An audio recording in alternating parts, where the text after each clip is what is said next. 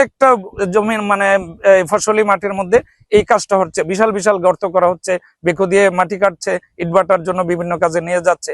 আমরা এটা কোনোভাবেই চাই না, কর্তৃপক্ষের দৃষ্টি আকর্ষণ করছি আমাদের এই জমিগুলোর জন্য যেন একটা নীতিমালা তৈরি করে। এই বাগ বাগ করে জমি 20-30 কানির মতো কাটতেছে, ঠিক আছে, এই আমাদের হজও নষ্ট হয়েছে। আর পরবর্তীতে তো এটি দিয়ে আর ফসল টসল ভাই হইতো না।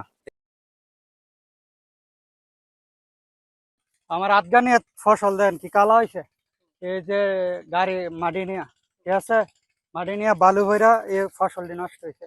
আমার হাত যতটুকু নষ্ট হয়েছে এটা আমি বলতেছি, আর অন্য বহুত হাত আছে নষ্ট হয়েছে, এটা আমি বলতে চাই না। আমার হাত যেটা নষ্ট হয়েছে এটা আমি বলতেছি, ঠিক আছে।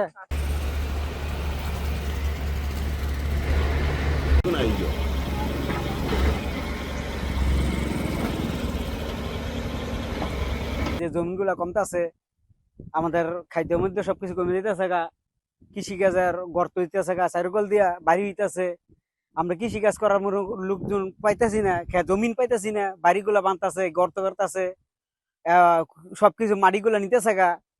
আর আমরা গৃহস্থী করার কোনো পদ্ধতি নাই, সবকিছু গুলা টান গৃহস্থী করতে পারতাছি না।